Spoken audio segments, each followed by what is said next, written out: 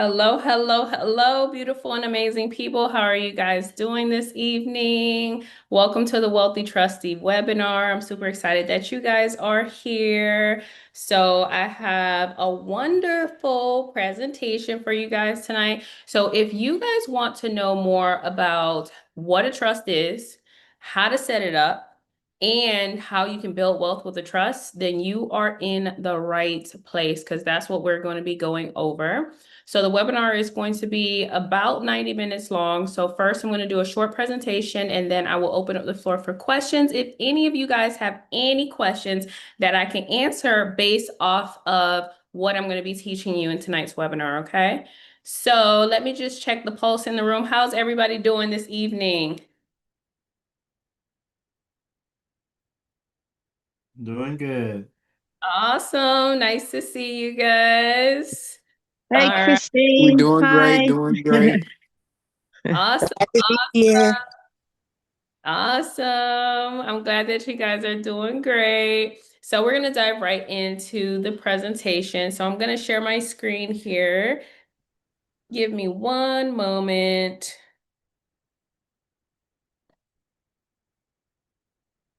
All right, perfect. So let's dive in.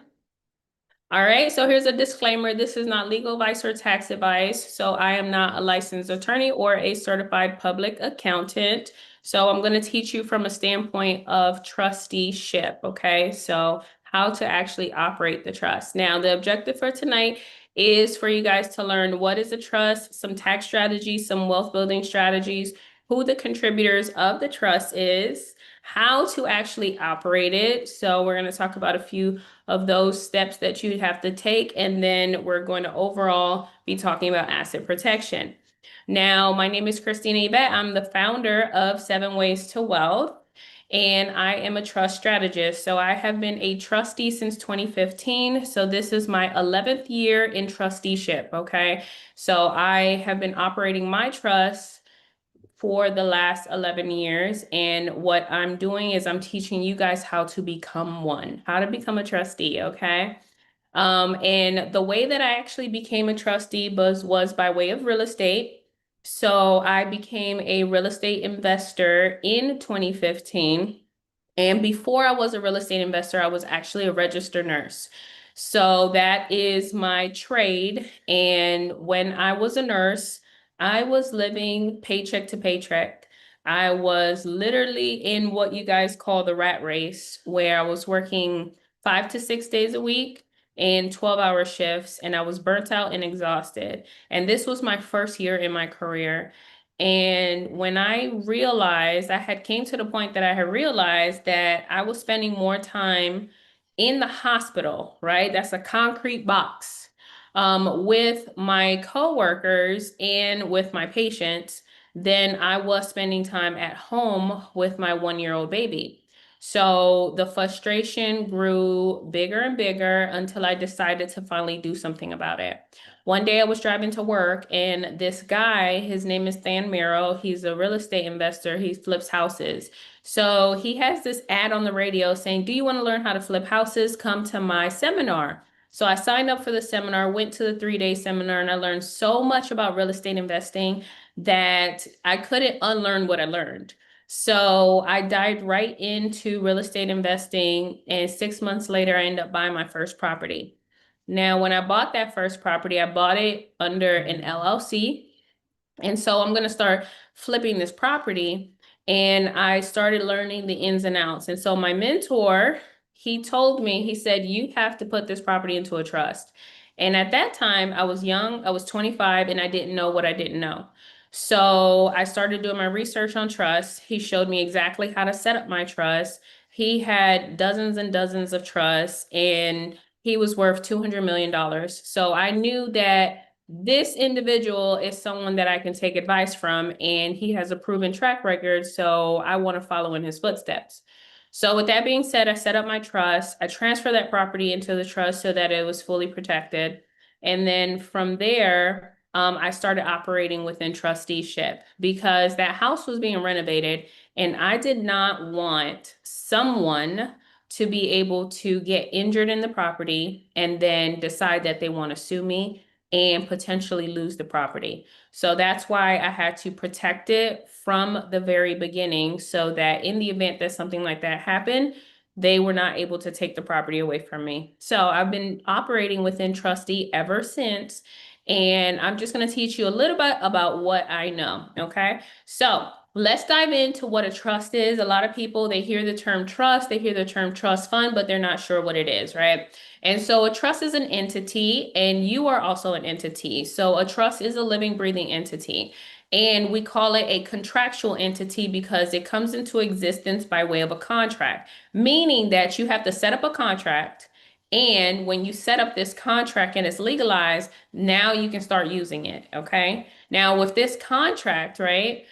There's going to be several sections that are very important, but the ones that I want you to know about is the declaration when you're declaring what it is and what it is not. So you're declaring, hey, in this contract, I'm setting up a trust, and I am not setting up an LLC or a general partnership or a joint venture or a corporation or any other type of entity. The only entity that I'm setting up with this contract is a trust entity, okay?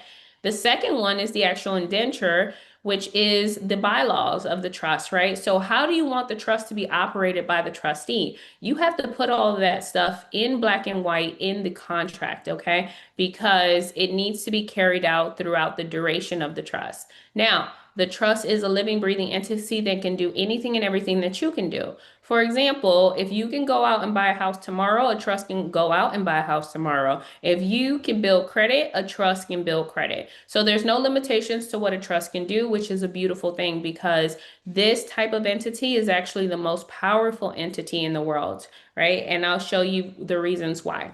Now, who are the parties involved in this contract, right? So the first party is the grantor. That's the creator of the trust. So some other terms that you might hear when you're doing your research is settlor or trustor, okay? All of that means is that they create the trust for the benefit of somebody else, which is the beneficiary, and they put the first asset into the trust, okay?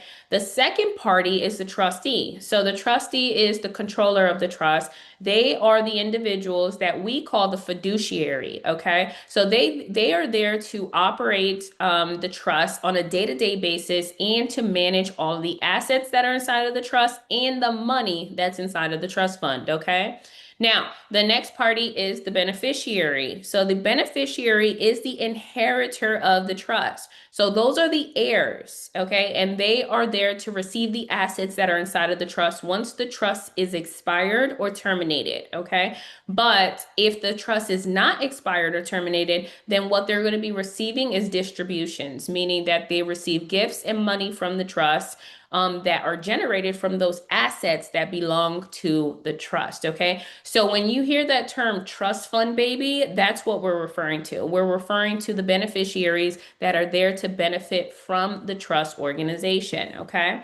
So now that you understand the different parties in this contract, let me tell you about the different types of contracts, right?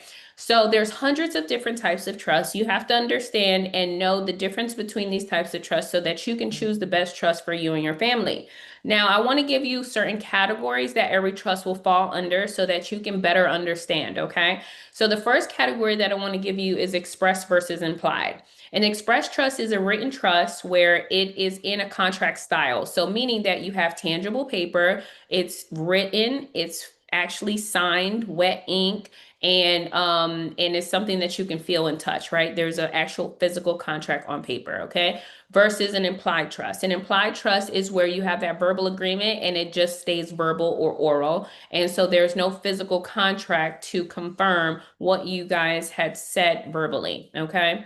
The next category that I want to give you is simple versus complex. So a simple trust is shorter in nature and there's less provisions, and you cannot hold any money inside of that trust. All of the money that's inside of that trust has to be distributed to the beneficiaries versus a complex trust. A complex trust is longer in nature, which means that there's a lot of provisions inside of that trust, right? All of the rules and regulations. And you can actually hold money inside of that trust because the distributions are optional, okay? The next category that I want to give you guys is statutory versus non-statutory. So every single state has their own statutes, and these statutes and codes, you can embed them inside of the trust. So with a statutory trust, those statutes are inside of the trust, which means that that type of trust is limited, okay? So it can only be operated in that one state. So it's a huge limitation for that trust. It can only be operated in that one state, as well as it has to be publicly registered. So that means that it's a part of the public records and everyone is able to see what's inside of the trust. So they can see the net worth of the trust, they can see who the beneficiaries are, and they can see all the assets that you have placed inside of that trust, okay? Versus a non-statutory. So a non-statutory trust is where you don't have any state statutes embedded inside of the contract. So you're going to set it up in a particular state, but because the state statutes are not in there, which limits the contract, you can use that type of trust in the entire nation. So you can use it in all of the US states plus all of the US territories, okay? And with that type of trust, because the state statutes are not embedded inside of it, it's not required to actually be registered on the public records, okay? Which means that you get to maintain the privacy of that trust, okay? Now, the next category that I want to give you guys is discretionary versus non-discretionary. So a discretionary trust is where the trustee has full discretion to be able to make decisions for the trust that's not embedded inside of the contract, right? So there's no limitation. So if the contract doesn't say anything about, let's just say Bitcoin, but you want the trust to go buy Bitcoin tomorrow, then the trust is able to do that versus a non-discretionary. So with that non-discretionary, what we're saying is that the trustee cannot make decisions for the trust that are not embedded inside of that contract. So the trustees are limited to only abide by the provisions that are inside of the contract, okay? Now, the last category that I want to give you guys is revocable versus irrevocable. A revocable trust, when we're referring to revocability, we're only referring to one party in the three-party contract. So we're only referring to the grantor. So what we're saying with a revocable trust is that the grantor is able to revoke the trust. They're able to terminate the trust. They're able to remove trustees and beneficiaries. They're able to remove contracts. They're able to make changes or amendments to the trust, okay?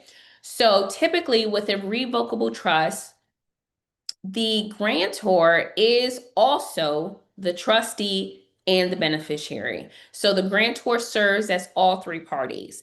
Because the grantor is serving as all three parties, the revocable trust is seen as their alter ego. So it's seen as them. So usually this trust doesn't have its own separate EIN number. It's going to operate off of the social security number of the grantor. So because it's seen as their alter ego and is seen as a different version of them, creditors that are going after the grantor can go after the trust, okay? So if that were to happen, where creditors were coming after the trust, or let's just say that that trust was sued, right? And it was to end up in litigation, the judge can pierce through a revocable trust. If the judge pierces through a revocable trust, then that means that they're going to force you to produce the trust in court, which automatically converts that trust to a public record or public trust, where everybody's able to see the net worth of the trust, right? So on the contrary to that, you have an irrevocable trust. So with the irrevocable trust, what is happening is the grantor cannot serve in any other capacity, meaning that the grantor cannot be the trustee and the grantor cannot be the beneficiary. So with an irrevocable trust, all three parties have to be separate individuals. They cannot be the same, okay? So because they're separate individuals, the grantor, which is the creator of the trust, what their limitation is that they cannot amend the trust, meaning make any changes. They cannot remove the trustees and beneficiaries. They cannot remove assets, and they cannot terminate or end the trust at any point in time. Now, they have no power and no control. The trustee has all the power and all the control, okay? Because the trust is irrevocable, it is seen as a separate entity from them, and that separate entity will operate off of its own name and EIN number, which is beautiful, right? So if there were creditors that were coming after the grantor or the trustee, they cannot come after the trust because the trust is a separate entity. And because the trust is irrevocable, if that trust was to end up in litigation, the judge will not pierce through an irrevocable trust because of the nature of the contract, okay? So what you need to do is you need to determine the type of trust that's best for you. Now, how do you actually create a trust, right? First, you want to determine the best type of trust for you and your family or your business, okay? And you want to do your due diligence and your research because, like I told you, there's hundreds of different types of trust. Now, if you want to create what we call a bulletproof trust that's actually going to hold up in court and that your assets are 100% protected, then you want it to be falling within these categories. So, first is that you want it to be an express trust, so you need it to be in writing. The second one is that you want it to be complex in nature so that funds are being held by the trust. The third one is that you want it to be discretionary so that the trustee is able to make decisions on behalf of the trust that are not inside of the contract. The fourth one is that you want it to be non-statutory so that you can use it in the entire United States and all of the US territories. And the last one is that you want it to be irrevocable in nature so that your assets are fully protected and that that type of trust is not going to be penetrated in the court systems, okay? So with that being said, once you have decided to create your trust, then we'll move on to step two. So in step two, you're creating a trust. The first thing you need to do is you need to name the trust. So you can name it whatever you want, but I want you to avoid this one mistake. Do not name the trust after yourself because a lot of people, they make that mistake. If their name is Jessica Jones, they're going to name the trust the Jessica Jones Trust. That is the biggest mistake ever because you have to understand that you're creating this trust for a reason and a purpose. And that primary reason is privacy, okay? Privacy and protection. Just remember the two P's, okay? So now that you know that you want to avoid that, right? You can use a lot of names. Like we use Legacy, we use Holdings, we use Enterprise, we use Dynasty. There's a lot of names, but just make sure that these names that you're using are very distinct, right? And they're like a combination of like two or three words, because you don't want it to be able to tie back to you, okay? Now, the next thing that you're going to do is you're going to appoint the different parties involved, okay? So these different parties that you're going to appoint, remember we said the grantor, the trustee, beneficiaries, and the successor. So the grantor, now you can either serve as the grantor, but you're going to have irrevocability, which means that you can't control the trust, or you can decide to serve as the trustee, which means that you have full power and control and management capabilities. So if you're going to serve as the trustee, then you have to appoint someone else to be the grantor, okay? Now, the next party is the beneficiaries. Usually those are your children. They can be an entity or a natural person, okay? But usually it's going to be your next of kin or your children, whoever you want to inherit the assets that you're placing inside of the trust. The last position that I want to tell you guys about is the successor position, okay? So remember, you have to have a succession plan when you are deciding what's going to happen with your assets in the future. So one of the positions was within the trust is a successor trustee. That is the individual that's going to take over after you in the event that something happens to you. Meaning that if you become incapacitated, or if you transition, or if you decide, I don't want to operate this trust anymore, I'm going to resign, then somebody needs to be readily available to pick up where you left off. So they are going to continue to operate the trust the day that you step down, okay? So remember that that person, You want to, one, appoint that position, and two, they have to at least be 18 years or older. So they got to be able to, to pick up where you left off like tomorrow. So you're not going to put your 3-year-old baby as the successor trustee, okay? Now, let's move on to number three. So in number three, we're going to actually create the trust agreement. Now, in this trust contract, you're going to put all of the provisions that you feel are absolutely necessary.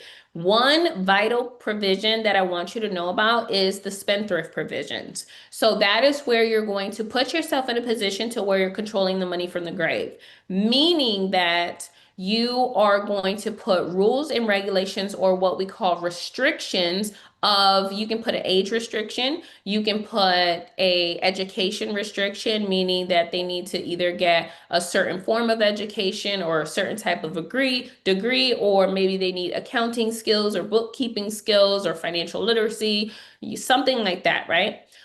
You can also control what they're able to spend their distribution on. So you can say, hey, you can spend it on education and living expenses, but you can't spend it on gambling and alcohol, right? So you can go ahead and put those spendthrift provisions, which are super important, because what I'll tell you is that these beneficiaries, they want to blow the dough, okay? They want to spend the money down to zero, and that is what a spendthrift is. A spendthrift is a person within the trust organization that is irresponsible, and they are going to spend all of the money that's inside of the trust, okay?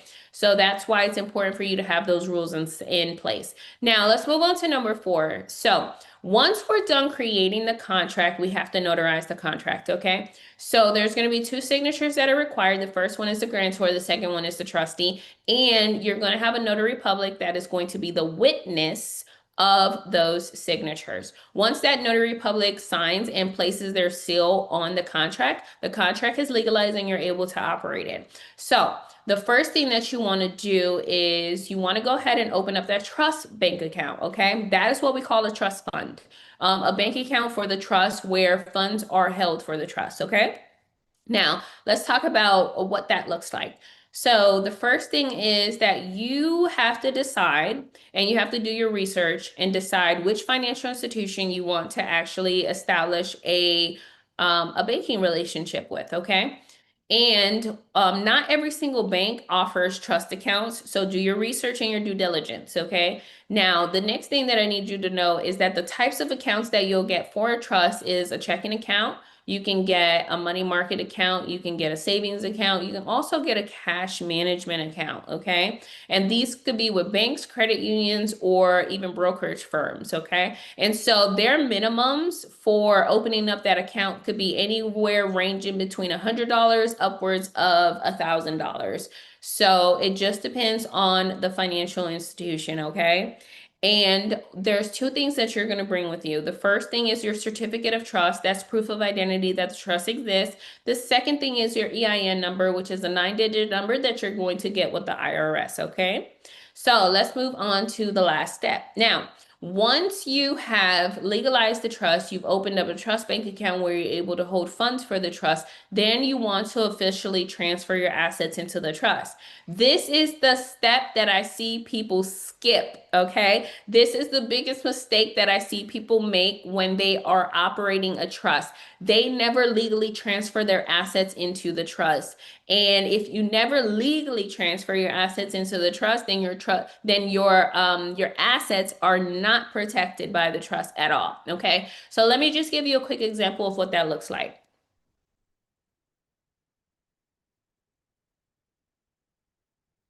Let's just say that you have your primary residence, right? So this is that house that you bought that is absolutely lovely with the white picket fence. This house is in your personal name, okay?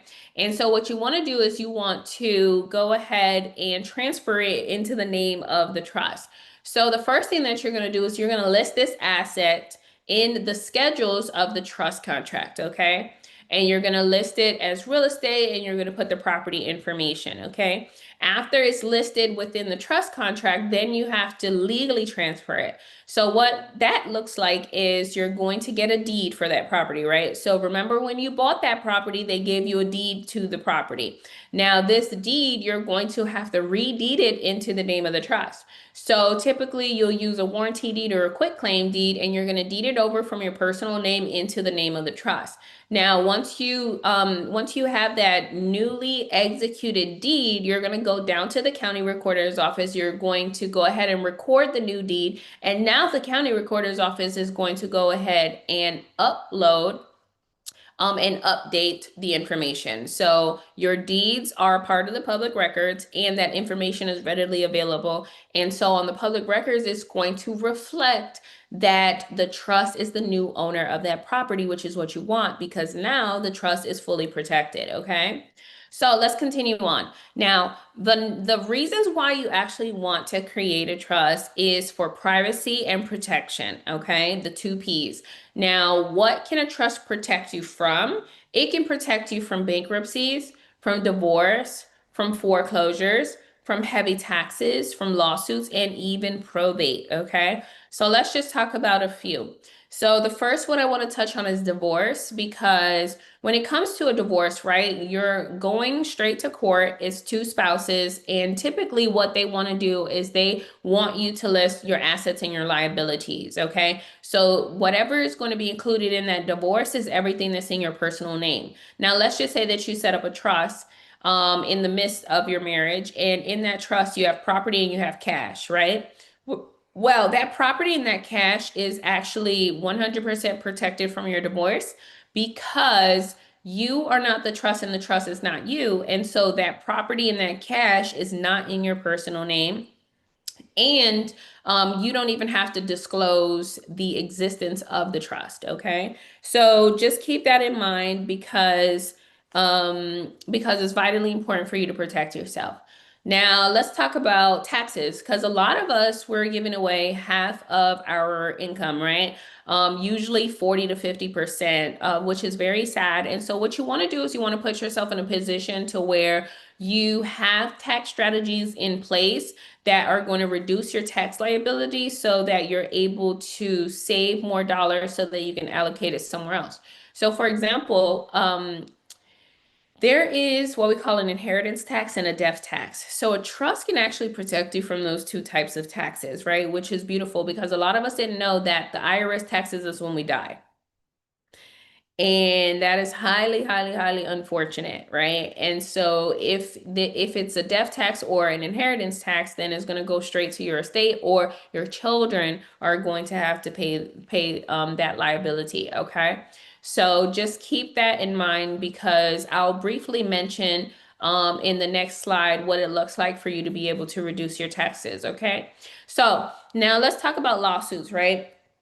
Now, one thing about lawsuits is that we live in a suit-friendly country. Unfortunately, when it comes to the United States of America, everybody wants to sue you, right? Your brother wants to sue you, your cousin wants to sue you, your employer wants to sue you, your employee wants to sue you, your customers and your clients, please, they want to sue you. Your neighbor wants to sue you. Everybody wants to sue you, but we are walking around here thinking that we're not going to get sued, right? So what you need to do is you need to protect yourself and prepare yourself for a lawsuit before it even happens, okay? So a trust can actually do that. So for example, let me just give you guys, let me ask you a quick question, right? So my question to you is, let's just say that you own a business, right? And it's a LLC. What does an LLC stand for? Limited liability. Yes, absolutely. So it stands for limited liability company, right?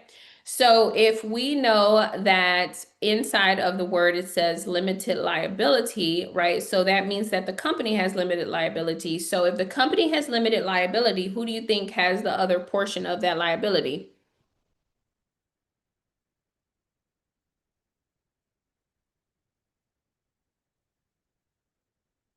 The owner of the company? The Correct. person. Yes, the person. So do I have any entrepreneurs that have LLCs here? Yes. Okay, are you the owner on paper for the LLC? Yes. Okay. So that means that if anything happens to the LLC, you're liable. So let me give you a quick example. Let's just say that, you're running your business and something happens to where, something happens to a client, right? So what's going to happen is that client, they're easily able to find your information. Why? Because LLCs are a part of the public records, right? You can search them on the Secretary of State's website where you went to form that LLC. And so on that website is readily available the name of the company, who owns it, the address of the company, all the contact information, right? So now they know who to go after. So let's just say that your client decides that they want to sue you, right? And now you're going through litigation and the judge says, yep, the client is right and there's a judgment, $500,000, right? So what they're going to do is they're going to go after the LLC for the $500,000. But what if the LLC doesn't have the $500,000? If the LLC cannot cover that judgment, then what the judge can do is they can pierce through the corporate veil. So a lot of us, we think that the LLC is the end all be all, right? But you have a very, very, very small amount of protection, right? It's like a little umbrella that you have, right? And so if it's a windy day, that umbrella is going to blow away, okay? So that is what the corporate veil is, the little bit of covering that you have. And the judge can decide to pierce through the corporate veil. If the judge pierces through the corporate veil, then they're going to go after the authorized member of that LLC. If you're the authorized member of the LLC, they're going to go after you. So that means that now they're coming after you personally for all of your personal assets. So that means that if you have cash in the bank or if you have a W-2 income, they can garnish both of those things. If you have assets like a house or car or jewelry, artwork, whatever kind of assets you have, they can seize all of those assets. They can take anything and everything that you are able or that you have in your personal name, anything that they can take from you in order to cover that $500,000 judgment. Okay. So you do not want that to happen. And I deal with a lot of people, and sometimes, unfortunately, people, they wait until they're getting sued to take action. They wait until they're in court already in order to say, oh my God, I want to protect my house, right? I didn't know that they can take my house. Yeah, the judge can take your house, right? Something that you work so hard for. Remember, like real estate, our house, this is our biggest investments. It really is. And so we have to be able to protect it at all costs, okay? So just keep that in mind. Now, let me ask you guys another question, right? Now, this house that we have, right, that's in our personal name, white picket fence, our children live in the house. This is the end all be all where we live, right? This house is in your personal name. If something were to happen to you where you did not wake up tomorrow, how do you think this house is going to be transferred from your personal name into the name of the trust? probate, Yes. So, or even into the name of your children, right? So a lot of us, we want our children to be able to get our properties, right? And so, and we sometimes we make this really big mistake, which is we assume, right? And so we automatically assume, oh, I have one son, so my house is automatically going to go to my only child. No, that is the biggest mistake that a lot of people make, assuming, right? And so what I want to tell you is that our children are losing their inheritance, and they're losing their inheritance because we do not have our affairs in order, unfortunately, okay? And so it's going to take us to get our affairs in order for our children to not be left behind. Now, what you said is probate, which means that you're absolutely correct, which means that if I have a house and this house is in my personal name, and I don't wake up tomorrow and I want my children to get my house, I'm going to leave it up to a judge that doesn't know me and a judge that doesn't know my children. But yet that judge is going to make the decision if my child gets my house. That is the type of Russian roulette that you're playing right now by having that house still remaining in your personal name, okay? And so let me go through what the probate process looks like. What I want you to know is that everyone on this call is going to go through probate. Probate is absolutely inevitable. The only way that you are able to avoid probate is by setting up a trust, okay? And that trust is the only thing that can bypass probate. There's nothing else that can bypass probate. Your LLC, straight to probate, okay? So now that you know and understand that, let me show you what an example looks like, right? Because a lot of us, we have gone to the extent that we'll set up a will, right? And so we think that our will is our end all be all as well. They're like, oh, I'm okay, I have a will. Well, what is a will? Right? When you set up a will, you can hear it in the actual name. This is my last will and testament. So what you're saying is that these are my last wishes. This is what I wish will happen. So a will is a wish list. Did you guys know that a will is a wish list? So because the will is a wish list, right? What it is it is a set of instructions that's designed to be carried out in probate court. So it's automatically designed to go to probate, okay?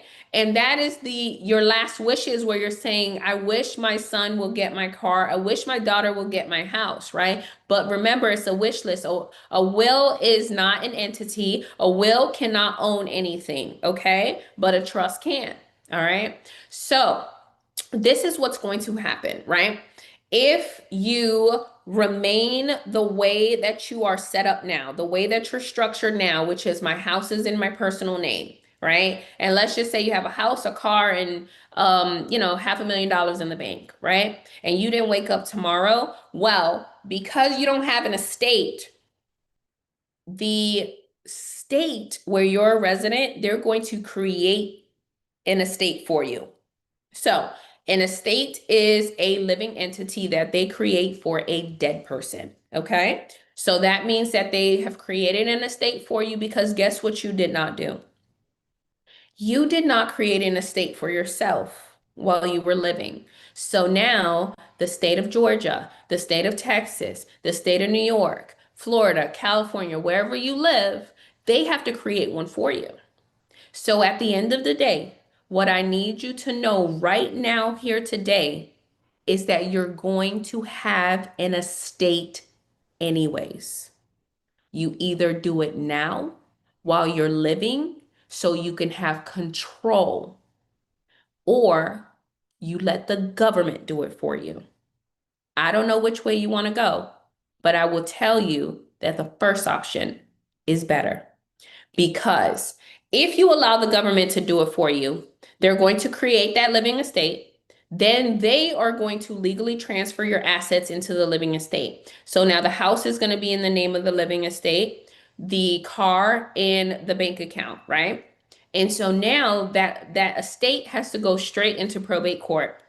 So it has to be represented by a probate attorney. And the first thing that the judge does when you're in probate court is the judge is going to pay off all your liabilities.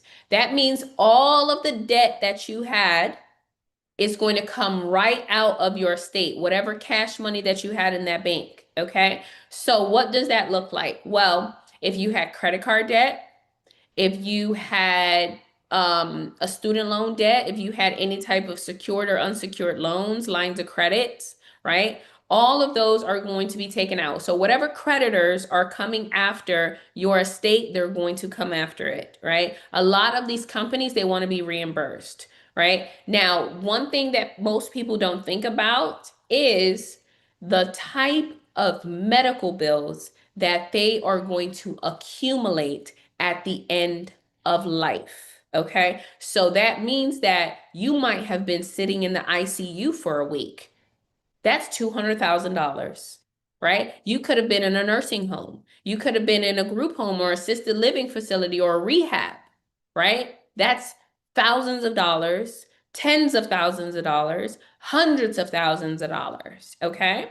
And if you have insurance, A lot of people think, oh, my insurance is going to cover it. No, right? Oh, I have Medicare, Medicaid. No, they want to be reimbursed. So I guarantee you that Medicare and Medicaid are going to go after your estate and they want to be reimbursed. I can't even count how many times I've seen this happen to families, okay? So you have to think about that because that is something certainly that we do not think about, okay? So now, remember, the judge has decided to pay off all your liabilities, to reimburse all of these agencies and companies, okay? So the money inside of your state is starting to dwindle. It's going down and down and down. And at that point in time, when everything is paid off, whatever is left over is what your children get.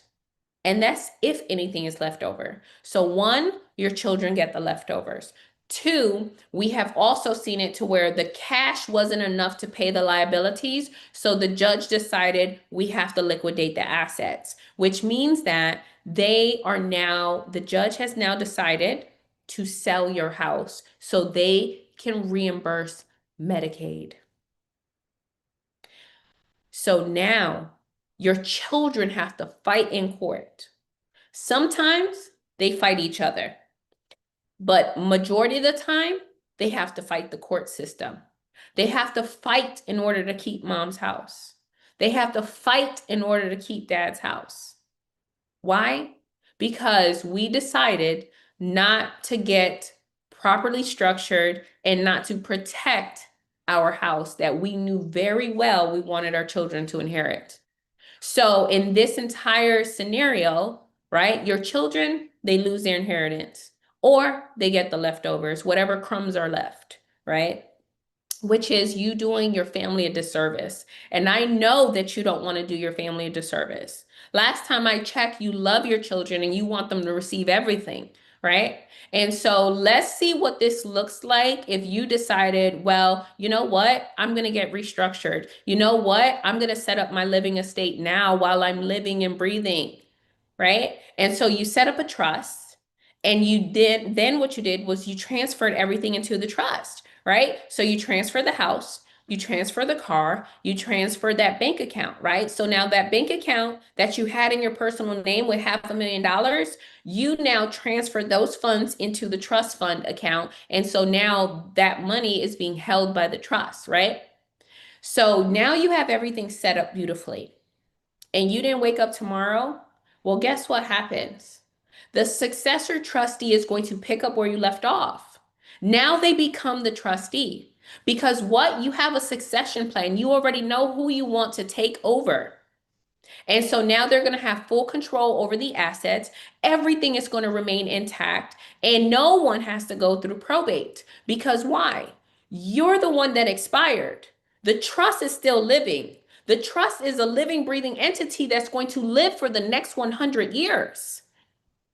So the trust didn't go anywhere. The trust still owns that house. The trust still owns that bank account with the cash money. And the only thing that happened was you transitioned and you passed the baton to the successor trustee. They picked up where you left off and they continue to operate the trust and manage the assets. And your children are beneficiaries, which means that they benefit from the trust, which means that they receive their entire inheritance, which means that they receive funds from the trust and gifts from the trust and money from the trust, right? And everything remains intact. And you avoid the entire system. No one has to go to court. And the best thing about this is that the debt that you had, the credit card debt, the student loan debt, the medical bills, that debt dies with you. Those companies have to discharge that debt because they have nothing to come after because you have nothing in your personal name. That is the way you need to be operating instead of the way that we're operating now. We have bought into what society has told us, which is you want to have everything in your personal name, right? You want to have the house and the car and the bank account, everything in your personal name. Do you know how many times a day you put down your name and your social security number everywhere? You're all over the public records. Literally, they can Google your name and they know where you live. people can come and knock at your door. You ever wonder, like, how do they know? Because you're in the public records. So you need to be able to dial back a little bit and set up a powerful entity that entity can now represent the assets and the money. And they don't know that you're associated with it, so they can't come after anything that's protected inside of the trust. So let's continue on. I have another slide for you guys. Let's dive right back into the presentation, okay?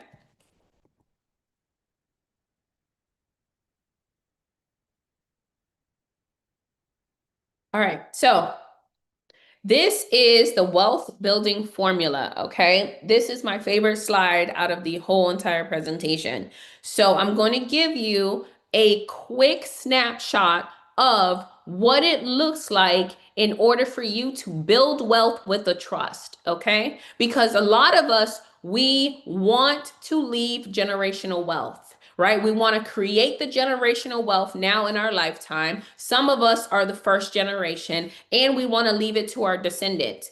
But there are certain things that you need in order to build generational wealth efficiently and effectively, okay? And these are what you need, okay?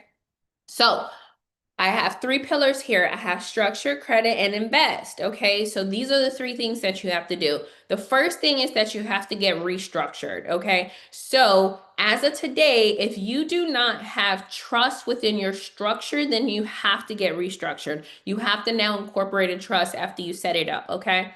Now, when it comes to trust, right, these are the trusts that I recommend, right? They are ideal for your average person, okay? And so you have a business trust, you have a private family trust, and then you have a tax-exempt nonprofit charitable trust, okay? Now, when it comes to these different types of trust, right, let's start with the beginning. Let's start with the actual business trust. So, with the business trust, the way that you're going to operate it is you can operate it in two ways. You can either operate it as a business, which means that you're going to start a business. Instead of you opening up an LLC, you'll just run that business through the trust, okay? So let's just say it's real estate, right? So now you can start, buying houses and flipping them or putting tenants in them, okay? Now, that means that this trust is operational and you are operating a business. Now, the next way that you can actually operate this trust is as a holding company. So you can operate it just like you would a holding company, which means that it's non-operational. So that means that it doesn't have any products or services, and it's designed to hold other legal entities, which are LLCs and corporations. So you'll set up the business trust, and the business trust will then own the LLC. Remember earlier in the slide, I told you guys that the LLC is a limited liability company and that you're going to be fully liable. You do not want to own that company in your personal name. So this is what you're going to do. You're going to go ahead and you're going to do an amendment to the articles of organization for that LLC. You're going to remove yourself as the authorized member. You're going to add the business trust as the new owner of that property because you need something that is going to be between you and the company, right? And so the first layer of protection is the LLC. The second layer of protection is the business trust, okay? And so that's going to be the layer of protection between you and the LLC. You cannot own the LLC directly. It has to be a business trust that owns the LLC because now the business trust is going to be fully liable, meaning 100% liable for anything that happens to that LLC. And that's why we don't have any products or services that we offer with the business trust because all it's designed to do is hold the LLC. The LLC has the products and services, okay? So that's the way that it's going to be designed. Now, let's just say that this LLC generates $100,000, right? Well, if the LLC is owned by the business trust, then you're going to distribute that $100,000 from the LLC to the business trust. And so now the business trust has the $100,000, right? And so what you can do is one thing that I love about this trust, right? So the business trust and the family trust, those are for-profit entities. And then the tax exempt trust is a nonprofit entity, okay? And my favorite thing about this trust is that you spend the money first and you're taxed on the leftovers. I'm going to say that again. You spend the money first and you're taxed on the leftovers, which means that what we're going to do is we're going to accumulate operating expenses, which is us spending the money first. So what does it look like in order for you to operate the trust? Right? So what type of expenses do you have for management and administration, right? And overall operation, okay? So let's just say that your operating expenses are around $30,000. So you're going to deduct $30,000 from the $100,000, and now you have $70,000 left, right? So out of the $70,000 that's left, what's going to happen is you're going to pay taxes on it, right? But a trust is taxed with a certain bracket. So it's taxed anywhere between 10% upwards of 37%, right? And so it can be a little high. So what you want to do is you want to reduce your taxes as much as possible. So my second favorite thing about the trust is that because the trust has a beneficiary, you can actually distribute that money straight to the beneficiary, and then the trust doesn't have to pay any taxes on that distribution. So what we're going to do is we're going to distribute the $70,000 to the beneficiary. And then at that point in time, we have a 0% tax liability because 30% of it was deducted from operating expenses and 70% was distributed to the beneficiary. And so there's $0 that's left, okay? So now when it comes to the beneficiary, we are going to assign the family trust as the beneficiary of the business trust. The reason why we do that is because we want money to flow in from the business trust to the family trust to be able to support the family, okay? So that's $70,000 is going to flow from the business trust to the family trust because the family trust is the beneficiary of the business trust. So now we're all done paying taxes, which is 0% for the business trust. So now let's move on to the family trust. So with the family trust, what we're going to do is we're going to spend the money first and then we're taxed on the leftovers. Remember, so $70,000 came in, that is considered income. Okay, and so let's go ahead and spend the money. Now, things that you can spend the money on is like groceries, utilities, mortgage, taxes, gasoline, insurance policies, right? Kids' tuition. There's so many things that you can spend the money on. So let's just say out of this 70,000, we spent 60 of it. So it cost 60,000 in order to operate the family trust. So that was a tax deduction. And now we got $10,000 that's left. So normally in this situation, we would have to pay 10% of the 10,000, which is going to give us a tax liability of $1,000, right? So you can pay the $1,000, or your second option is you can do a contribution, okay? So that's my other favorite thing about the trust. So it's a charitable contribution where you're going to donate that money to a charity of your choice, which is your tax-exempt nonprofit trust, okay? So now that we have donated that 10,000, literally we have spent the money, okay? And so we spent it down to zero. So zero, you're paying zero taxes on 0%, which is zero. Okay, so that means that now we're done with our tax liability for the family trust. Now, the beneficiaries of your family trust are going to be your children, okay?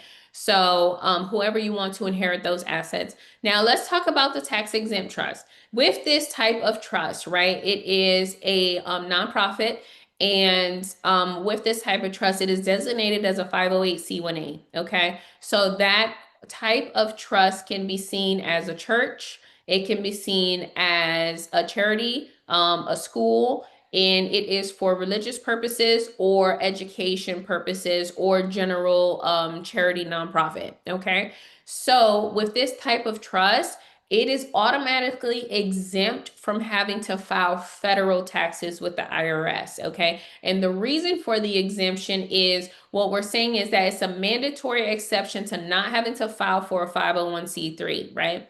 And the reason is because of the separation between church and state, right? So if you're running this type of organization that you're going to designate as what we call like a faith-based organization, FBO, then you are able to do that, right? So with this type of trust, right? Let's just say that you are a W-2 income earner, right? The IRS will allow you to donate up to 60% of your annual gross income to this type of trust, right? And so if you're making 100,000 for the year, right, you're going to be taxed on the whole 100,000. But if you decide to donate 60,000 to the trust, then now you're only going to be taxed on 40% or $40,000, which means that you have lowered your tax bracket and now you have saved thousands and thousands and thousands of dollars on taxes that you can then allocate somewhere else, which is super important. And I'm going to show you where you want to allocate it, right? So with this type of trust, you definitely want to have a for-profit and a nonprofit within your structure. Now, it's automatically exempt from federal taxes. Other taxes that it can be exempt from is state taxes, property taxes, sales taxes, city taxes, county taxes, things like that. Okay, you can qualify for those exemptions as well. Let's move on to the second column, which is credit, right? So when we're talking about credit, we're referring to OPM. OPM stands for other people's money, right? And when we're referring to other people's money, specifically, we're referring to the bank's money, right? And so one thing that I need you to know is that a business trust can actually establish business credit. So it's going to build credit based off of the EIN of the trust, okay? And that is extremely powerful because it is the same type of credit that you're going to get for an LLC or a corporation. Now, what you want to do is you want to be able to have some form of business credit because it's going to put you in a position to where you can qualify for higher lines of credit.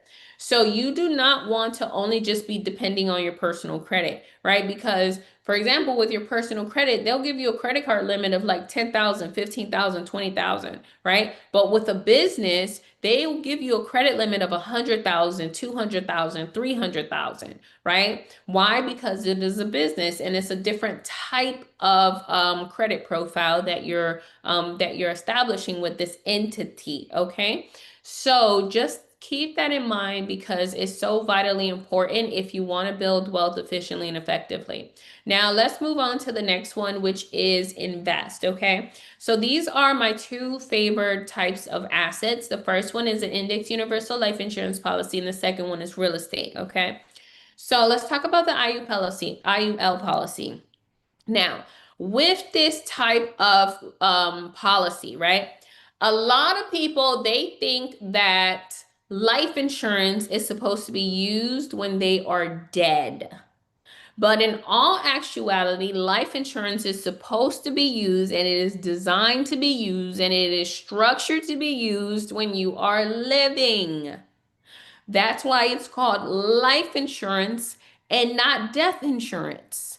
A lot of us, we're not using the living benefits for the life insurance. So let's talk about some of those living benefits. Now, the first thing is that this type of asset, right? Um, it is liquid. So you are, able to have liquid cash and be able to have access, right, to the cash that's inside of the life insurance. The next thing is that it is protected, right? Meaning that if somebody sues you tomorrow, they cannot go after your life insurance policy, okay? No one can tap into the cash or the death benefit that you have with that policy.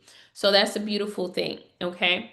The next thing that you need to know is that there are several different buckets when it comes to the living benefits. So one is that there's a death benefit, right? So if anything happens to your life is insured, and if anything happens to you, that money, which is the death benefit, is going to go to the beneficiary, okay? The next thing is that there is another bucket that is going to have cash value. This cash value is going to accumulate, okay? And the way that we're accumulating it is when we pay our premiums. So let's just say my premium is $100 And the way I structured it is like there's like an 80-20 split. So $20 or 20% is going to go to the insurance company, and that's the cost of insurance. $80 or 80% is going to go to my cash value. So now every single time that I make my premium payments, I am accumulating cash value, right? And so that $80 is going to continue to build and build and build, and it's going to have what we call a snowball effect, right? To where it's continuing to accumulate. Now, my favorite thing about this type of policy is that that cash value is going to earn compound interest. And the reason why it earns compound interest is because of the index. So you see the word index in the actual name of this type of policy, okay? And so it's referring to an index in the stock market. So with the stock market, right, we have several different indices. We have Dow Jones, NASDAQ, S&P 500. So let's just say we're talking about the S&P 500, okay? So that stands for Standard & Poor's 500, which is actually tracking the top 500 companies in this country. So typically your S&P 500 will give you, let's just say 8 to 10%.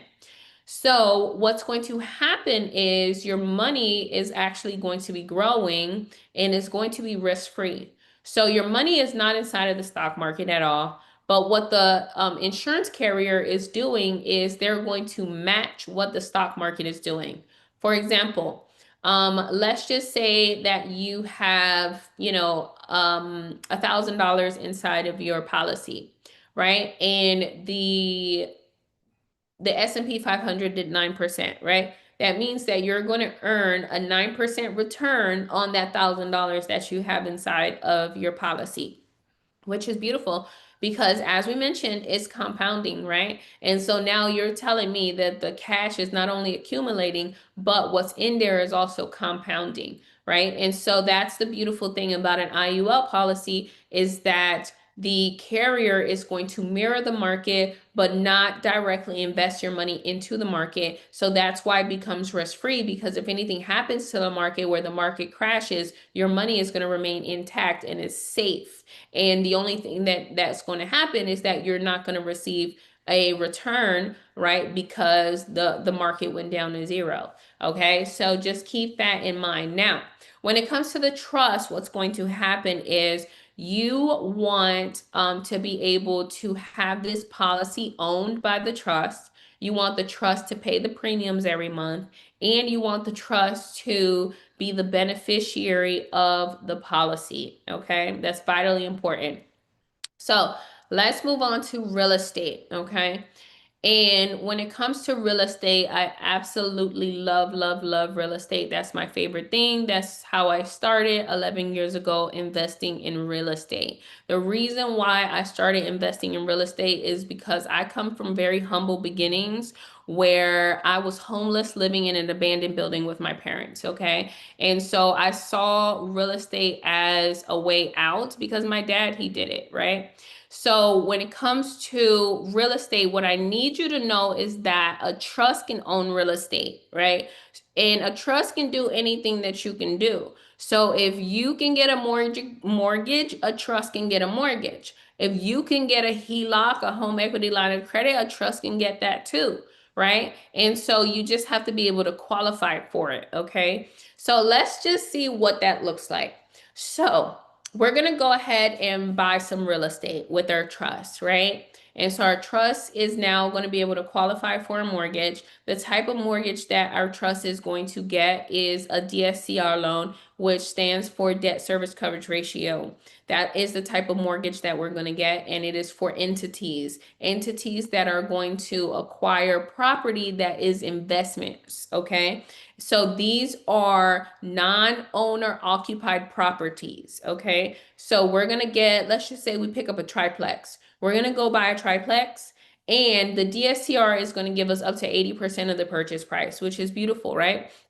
So with that 80%, right, now we need to come up with the 20%. So what we're going to do is we are going to backtrack a little bit. Remember, we said OPM, other people's money, the bank's money. So we're going to borrow the money from our credit card. So we went and built business credit. Let's just say that they gave us $50,000 as our first line of credit. So what we're going to do is we're going to liquidate that credit card with the $50,000.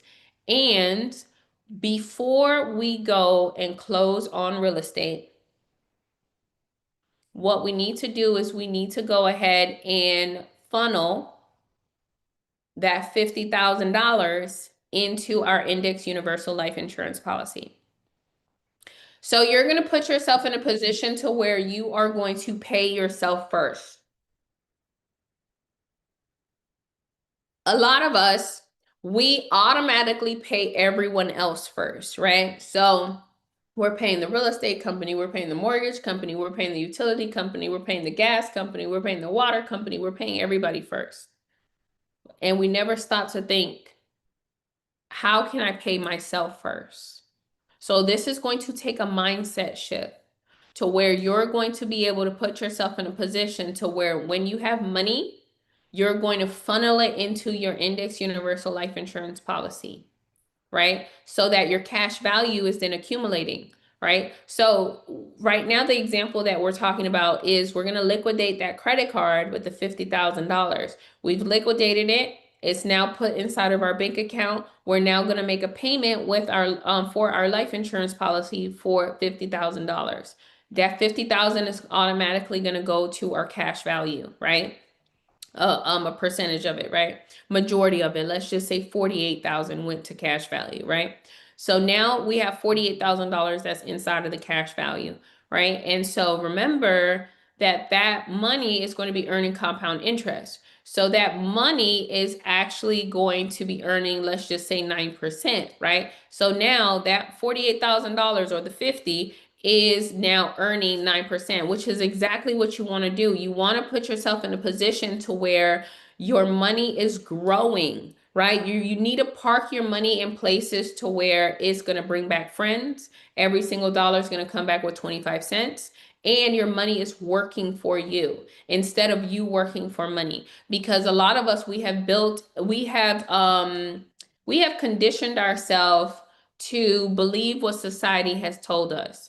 And society has told us that you need to work for 48 hours every single week. You need to work for 40 years. And then when you're 65, you are able to retire. And that's what a lot of us has bought into. We bought into that lie that society has told us, right? We have been programmed to thinking that that's the safe route, right? When in actuality, you do not want to be a part of that system, right? You want to create your own plan when it comes to retirement, because I will tell you that you're going to be very shocked if you think that you can depend on your 401k. You're going to be very shocked if you think that you can depend on Social Security, right? And so let me quickly tell you a quick story about one of my coworkers, because this is what I did, right? I decided not to buy into what society has told me, right? And so the way that this came about was because I was a registered nurse and I was working one day and I had a coworker, her name is Audrey, beautiful woman, right? And so Audrey is 65 years old, right? And she, one day in her shift, she was absolutely exhausted. To the point that she couldn't really take care of her patients. And so me being this young 23-year-old girl, I'm like, okay, I'm ripping and running the hallways and taking care of all her patients and all of my patients, right? And so I see how exhausted she is. And so I look at her and I ask her, I said, Miss Audrey, like, you've been a nurse for 40 years. Like, you've done your time. When are you going to retire? And she says to me, Christina, I'm not ready. And I see how exhausted she is. And I'm like, what do you mean you're not ready? Like, isn't the number 65? That's what they tell us, right? And you're 65. So aren't you eligible to retire? She's like, yes, but I've decided to wait until I'm 67 and a half. And I said, and I looked at her, I was like, 67 and a half. I said, why? Like, why would you wait till you're 67 and a half? And she tells me, because if I wait just 2.5 years more until I'm 67 and a half. Social Security is going to give me an extra $300 a month. And so I looked at her and I was like, so you're going to work for another 2.5 years for an extra $300? And she's like, yes. And it was at that moment that I decided that that was not going to be me, that I was not going to be working 12-hour shifts, 5 days a week, exhausted at 65 years old and depending on Social Security. And so at that moment in time, I had told myself, I said, I need to find a way out, a way out of this. I cannot be depending on this paycheck here at the hospital. I'm going to give myself 10 years in order to retire and leave my career, right? 10 years. And so and that's exactly like what I did, right? So I gave myself 10 years and I actually ended up doing it in 8 years, right? And it saddens me because unfortunately, like Miss Audrey, one day she was so exhausted after work that when she left work and she pulled out of the parking lot at the hospital, she crashed right into the tree in front of the emergency room at the hospital. And she died on impact right there at the hospital. 65 years old. She never even made it to retirement because she pretty much worked herself to death because she knew she was tired. She told everybody she was tired, but she couldn't afford to retire. So instead of us depending on the system, we need to create our own system. And your system needs to have trust. And your system needs to have these trusts that are sustaining itself versus you pouring in your W-2 income. So if the trust is going to sustain itself, that means that it has to have assets that are cash flowing. So these assets are going to be real estate, right?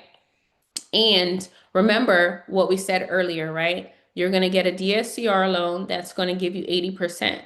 And then you need to find the other 20%, which is through the credit card, right? That you liquidated. But first, you parked it in the IUL policy because you wanted to pay yourself first. So now it's time for you to close on this real estate. So what you're going to do is you're going to request a loan from the life insurance company. So you're going to contact them and you're going to say, hey, I need a loan, right? And so the life insurance carrier, you have to understand that your cash value is seen as collateral, right? And it's liquid. So that means that you can use it, right? And so they're going to look at your cash value. They're going to see, oh, okay, so she has like 48, 49, $50,000 in there, right? So yeah, we can lend her the 48,000. So they're going to go ahead and do a direct deposit back into your bank account for $48,000, right? And so now that money is readily available and you can now use it for the down payment for real estate, okay? So now you went and acquired the triplex. So what's going to happen? Well, let me ask you guys, right? If you go and you acquire this triplex and let's just say it's the first of the month and every single door, right, is going to give you about $2,000, right? So that's $6,000 in income that this one property is cash flowing. What is the first thing that you're going to do with that $6,000? Put it back into life insurance.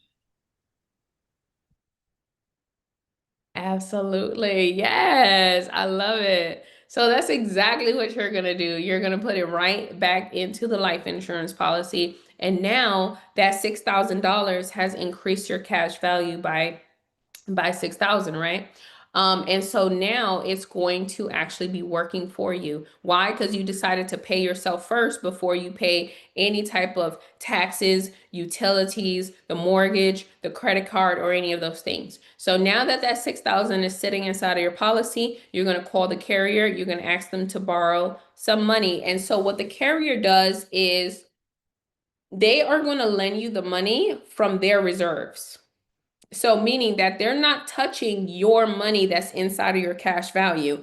Your money is still sitting there earning more money, okay? And they're going to lend you their money. And so they take the money from their bank account and they direct deposit it into your bank account, okay? So that's what you're going to do. And so now, let's just say you take out a loan, 5,000. Now you're able to cover your credit card, your mortgage, and whatever's left over, it's going to sit inside of that trust fund. And you're going to rinse and repeat this method so that the trust is able to accumulate enough income, wealth, and assets to sustain itself, to sustain you for retirement, and to be passed down to your next generation, right? So they're going to be passed down to all of your descendants, which is what you want, okay? Which is extremely powerful. So let's keep going. Let me jump back right in here. Let's see.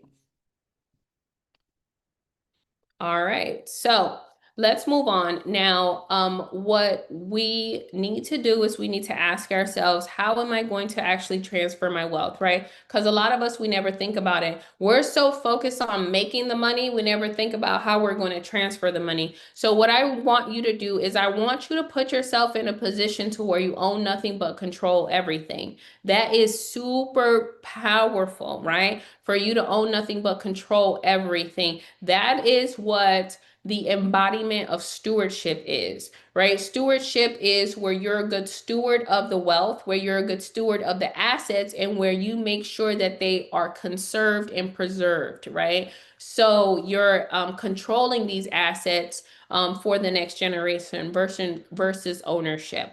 So this is what ownership is, right? A lot of us, all of us, right? We're operating in ownership, right? So ownership is where you're the proud owner of the assets, meaning I'm the proud owner of the house. I'm the proud owner of the car. I'm the proud owner of the bank account with, 6 figures in it, right? And so that is what society has programmed you to think, okay? Now, we need to move away from ownership and we need to move into stewardship. Why? Because you have to understand that, for example, the house that you live in, that's your primary residence, right? It's in your personal name, right? And so if anything happens to you tomorrow, that house is still going to be there. So you have to think to yourself, right? Is it the house that I want, or is it control over the house that I want? So that is what you truly want, even though you don't know this. So you want to maintain control over that house while you're living. And that's what a trust can do for you. A trust can actually ensure that you control that house even though you don't own it, right? So the trust owns the house and you control the trust, which means you control the house, okay? That is stewardship. So move away from ownership and move into stewardship, okay? Now, let's talk about how to actually transfer the wealth. So when it comes to transferring the wealth, right, we have our trust that we just set up, and the trust has what we call trust certificate units. So those are equivalent to stock certificates. So you know how stock certificates represent ownership in a corporation. Well, trust certificates represents beneficial interest in a trust. Okay, so we don't use the term ownership. So out of the 100 units that the trust is establishing, right, you're going to disperse them to your beneficiaries. So let's just say I'm one of your beneficiaries and you just gave me 25 units. That means that I have 25% of beneficial interest of the trust. Let's just say that the trust is worth $1 million. My beneficial interest is now equivalent to $250,000, okay? Which is a beautiful thing. That is exactly what you want, okay? And now my trust certificate units, I'm going to maintain them in my lifetime. And if something happens to me, then they're going to go to my children. And then they're going to my children's children and my children's children. And they're going to continue down generations. This is how you're able to maintain wealth for 6, 7, 8, 9 generations into the future, okay? Because you have a succession plan in place of where the actual where the money is going to go, as well as who's going to get it, right?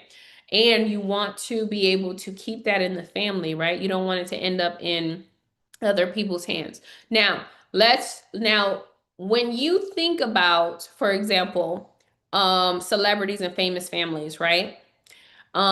Like 90% of wealthy people, like their generation is, excuse me, their wealth is lost by the second generation, right? They either blow the money in their lifetime, and you've seen it, or it just doesn't even reach its second generation, or it doesn't even leave the second generation. The second generation make sure they're going to blow the money. Those are those spendthrifts that we're talking about, okay? And so you need to protect the money from that situation. So that is going to make sure that you're going to preserve the wealth. You never even thought about, how am I going to preserve the wealth, right? How am I going to conserve the wealth, right? You don't think about it. We don't think about it, right?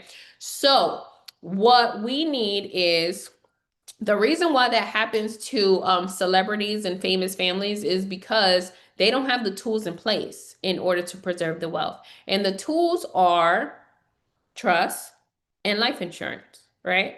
So let's talk about preservation very quickly. When it comes to the trust insures everything. The trust has a house, so it has homeowners insurance. The trust has a car, it has car insurance. The trust has cash in the bank, it has FDIC. The trust also has human assets. You are the human asset, meaning you as a trustee as well as those beneficiaries, okay? So because you're a human asset, right? The trust needs to insure you. So that means that the trust is going to take out a policy, specifically a life insurance policy, a cash value life insurance policy on you and on the beneficiaries and on the future beneficiaries, okay? Because if anything happens to you, meaning you didn't wake up tomorrow, that death benefit goes straight to the trust. So if your death benefit was $2 million and you don't wake up tomorrow, that $2 million goes straight to the trust. That's why I told you guys that a trust needs to be the owner, the payer of the premium, and the beneficiary. Me, I have 5 trusts. I have 5 life insurance policies for my trust, okay? So now, when it comes to preservation, right? What we're going to be doing is, remember, the trust is going to ensure everyone that's associated with the trust. So that is the trustee, the beneficiary, and the future beneficiaries. Those future beneficiaries are what we call trust fund babies, okay? Now, these trust fund babies, right? What a trust fund baby is a baby that is born into a trust organization. Okay, so they're automatically born and they are going to be inheritors of the TCUs. Okay, so now this trust fund baby, as soon as that baby is 30 days old, the trustee is going to take out a life insurance policy on that baby. Okay, and so now the baby is going to be insured with an IUL policy, and the trust is going to now be paying those premiums, $100 every single month. This $100 is then going to be accumulating. It's going to go into the cash value. It's going to accumulate, and it's going to earn compound interest. Okay, so that's a lot of money that's going to be compounding for many years into the future. Now, let's just say that, fast forward to when this trust fund baby's 18 years old, right? What happens when they're 18? Typically, they want a car, and typically they're going off to college. So if this trust fund baby says, hey, I need a car, I'm going to the dealership, I'm going to take out a loan, and I'm going to pull my credit and get into this high loan where I'm paying $1,000 a month for a $30,000 car. They can clearly and easily do that. Or because they're the trust fund baby of a trust organization, they can go to the trust. So another beautiful thing that I absolutely love about trust is that trustees and beneficiaries can take loans from the trust, which is tax-free.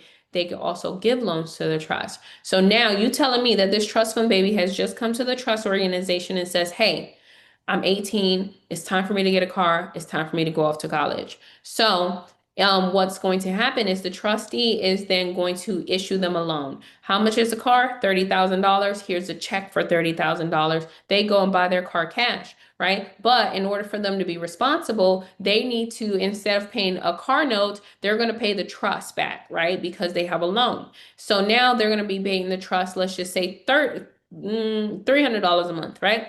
So now they're paying the trust $300 a month, and they're doing it consistently every single month until they decide, to default. So one day they defaulted on the loan. And so what is going to happen is it actually is a risk-free loan. So nothing happens, right? If they default, then they're not going to be eligible for a future loan. Okay. So that's their fault. But as far as the trust organization goes, it was actually a risk-free loan. And the reason why it was a risk-free loan is because the money did not come from the trust fund. The money actually came from that life insurance policy of that trust fund baby. So what happened is when that trust fund baby came to the trust organization and said, hey, I need $30,000 to go get a car, that trustee contacted the carrier and asked for a loan for $30,000. The carrier did a direct deposit straight into the trust fund for the $30,000. So it's risk-free because one, loans do not need to be paid back, right? By the insurance company, okay? So you do not have to pay back the loan. And the reason why you don't have to pay back the loan is because that loan is going to be automatically taken out of the death benefit. So remember that death benefit is like $2 million. So they're going to take that $30,000 out of the $2 million. So when that trust fund baby transitions, that $2 million minus 30,000 is going to go straight into the trust, right? So this is what preservation of wealth looks like. And this is what we need to be implementing, with our families is so, so, so vitally important. Okay. So these are the books that I recommend. What Would the Rockefellers Do is a really good book that teaches you the connection between life insurance and trust. The Art of Passing the Buck, Volume 1 and 2 is a really good book that teaches you about trusteeship. Family Wealth is a really good book that teaches you how to run your family like a business, right? You have to understand, you're the CEO, your spouse is the CFO, right? That's how you need to be running your family, okay? And then the last one is the Complete Book of Trust, which teaches you about the different types of trust, okay? So now what I want to do is I want to show you what it looks like when someone decides to take action on the information that I shared with you guys tonight, okay? A quick story of why I'm here. I was sued. I lost everything. And when I say everything, I'm talking about a $700,000 house. I'm talking about 4 vehicles. I'm talking about my bank account. I'm talking about my life savings. I believed in having 6 months of expenses put up, saved up just in case anything happened, lost the career and stuff like that. All of that was gone. And there was no protection for me. Then I had my third bout with cancer. I haven't had any income since 2020, since COVID. As I told you, I think yesterday, I've been looking for a way to protect myself because I have children that are going to depend on me. So I would encourage anyone that would listen to anything that has been taught and said by you, please, please, please, if you work hard to gain assets, do whatever you can do to protect your assets. Why do you think they've hid this from us for so long? Why do you think they were the only ones that were saying trust fund babies? It was because they were the only ones who were privileged to know this, who was privy to this knowledge. Now we have it through Christina. And I thank you for your level of knowledge and for not being a gatekeeper and for giving us what we need to know in order to make this happen. So please, please, please, if you endeavor to get anything in this world and to keep anything in this world, please, please, please protect it. Get your trusts. And I have no reason other than my knowledge and what I've been through. But the only reason I'm here is because I've been through it. So I would encourage anyone. All right. So it's important not only to have the information, but also apply the information, right? Because a lot of us, we have known about trust, but we're sitting on the fence and not taking action in order to actually protect our assets, right? I talk to so many people and they're like, yeah, I've heard of trust and I've known about it for 5 years and 6 years. And I'm looking at them like, and why you haven't done anything for 5 and 6 years, right? So it's the action component that's actually going to lead to the results, right? So here is another video from someone that took action. Well, kudos to you all. Again, Christina, it's been a wonderful experience. I've been looking at your videos on YouTube for a while. And, there are a number of people offering trust these days. And, I guess that's the big thing, don't own anything, control everything. That kind of, I didn't say it correctly, but that is the sentiment. And so it seems like the playing field is being leveled now from the rich and people who weren't privy to this information. So thank you for being such a great asset to a community that didn't have this information. And you made it so simple. Thank you for the recordings. Thank you for the step-by-step instructions, things that we can go back and look at. So we do appreciate you. And thank you, Mondo. That was a great explanation of infinite banking. I know a number of people are talking about that, but they make it so complex. And his presentation was nice and succinct and very informative. So this has been an overall great experience. I definitely will recommend you to others. All right, you guys. So if you guys are interested in working together, we can definitely do that. So I do have a program that teaches you step by step how to actually set up the trust so that you can learn how to set up the trust, right? So I'll quickly go through that. And then what I want to do is I want to show you guys what a trust looks like, right? So that you guys can have a visual of what I've been explaining this entire evening, okay? So hold on, give me a moment here.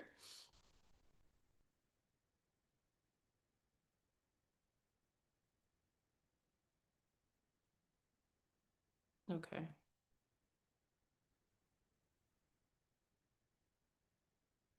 All right. So the program, so you do have three options. So this is the first option. So the first option is do it yourself, where it is our online course. Okay. And so inside of the course, you get access to the three trusts that I told you guys about earlier. Okay. Remember, in the wealth building formula, we discussed the business trust, we discussed a private family trust, and we discussed a tax exempt trust.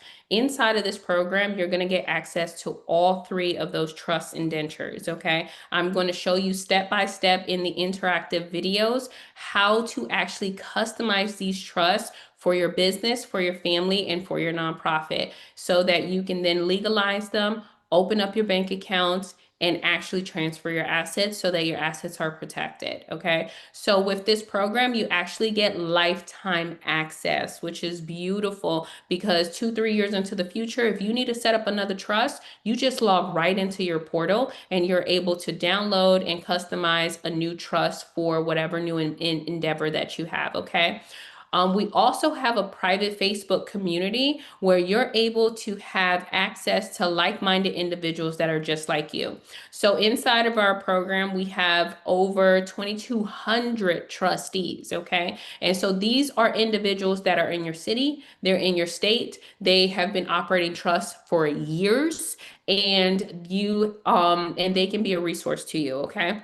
Which is absolutely beautiful. So that's on Facebook. And then we also have a Telegram chat where we're chatting back and forth throughout the day. And we are we're giving out tips, tricks, and there is where you're able to communicate with your other fellow trustees. Okay. So it's super duper duper powerful with this. Now, normally it's $2,997, but you guys will get it for $997. So it's only $997. And as I mentioned, you have lifetime access. We also have payment plan options available. Okay. So that's the first option where you can do it yourself. Is independent learning. Okay. So you'll download the trust, you'll watch the videos. Okay.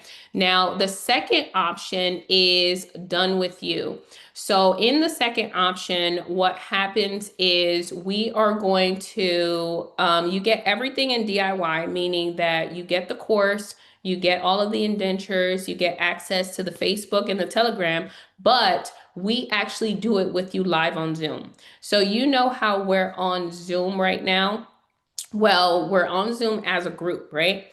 And so the beautiful thing is that you're going to show up on Zoom for an interactive workshop. It's Monday through Friday from 11 in the morning to 2 p.m. in the afternoon, and that is Eastern Standard Time. So let me break down what each day looks like. So on Monday, we're going to set up the business trust together, okay?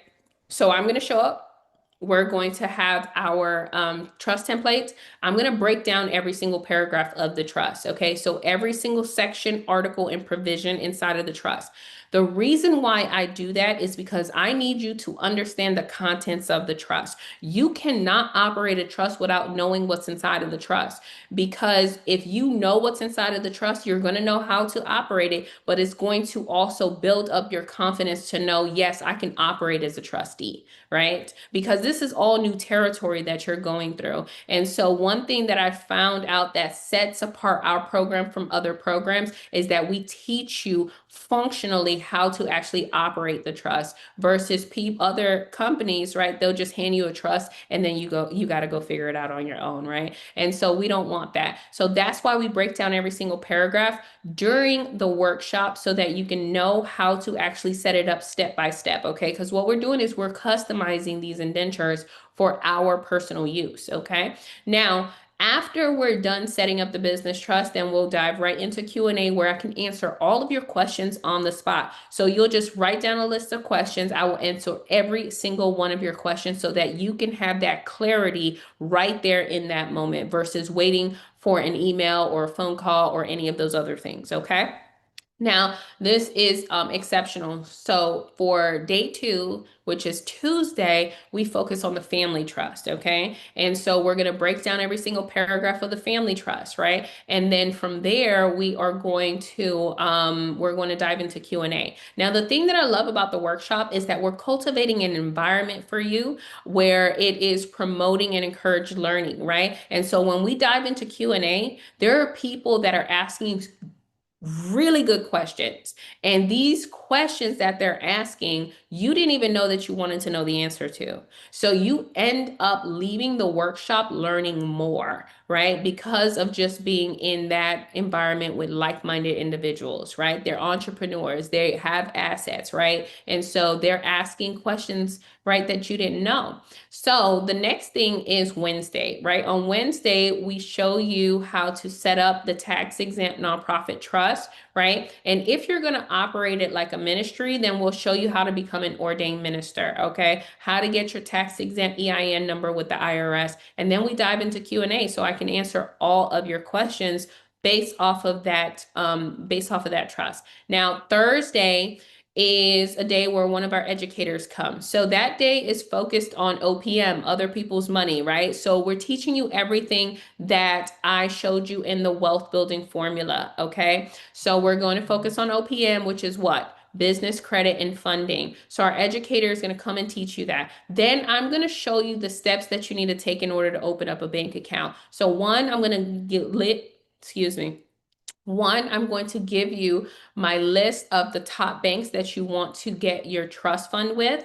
Then I'm going to show you the steps you need to take and the documentations that you need to bring with you. Then I'm going to show you how to have a board meeting so that you can document the procedures and the operations, right? And then I'm going to show you how to actually document how much you're going to fund the trust with promissory notes, okay? So it's a lot that we do in these workshops, and we hit the ground running, you guys, okay? But I'm only teaching you things that you need to know. It's so vitally important that you operate the trust the right way, right? Because how many times have we seen it to where people, they're running LLCs and corporations and they've never had a meeting, right?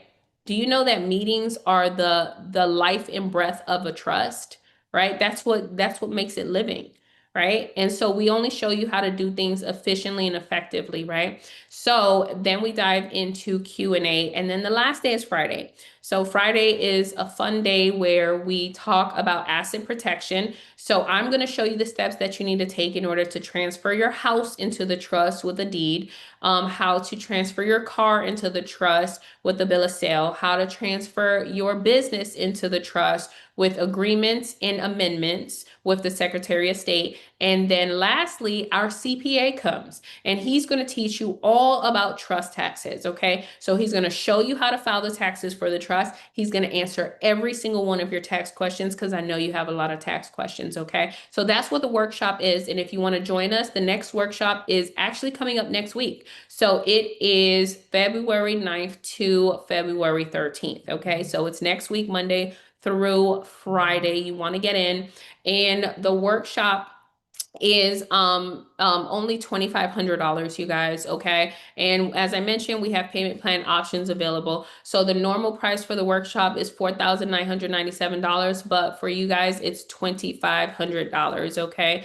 So now the last option is done for you. Okay. So with the done for you option, this is where you get access to the course, right? So that's DIY and DWY. So then you also get access to the workshops, right? But then the beautiful thing about Done For You is that it's hands off, meaning that you don't have to set up any of your own trusts. We will do it for you. You don't have to apply for your EINs. We will do it for you. You don't have to transfer any of your assets. We will do it for you, right? And so you have that sense of security to know, yes, my trusts are set up the right way. Yes, they're notarized and legalized. Yes, I get extended support. Yes, I get one-on-ones with Christina and her team. And I'm able to have that sense of security, right? To know that my assets are protected. So if you have, let's just say you're not tech savvy, or you have a lot of, multiple assets, or you just don't want to do it on your own, then we're able to do it. So the team and I are able to set up your trust for you. So normally this process is costing $12,500, but your price is $7,500. So it's only $7,500, and we do have payment plan options available for you guys. So if you guys are interested in the program, you just have to go to our website. So our website is wealthytrusty.com, and you're going to see it inside of the chat.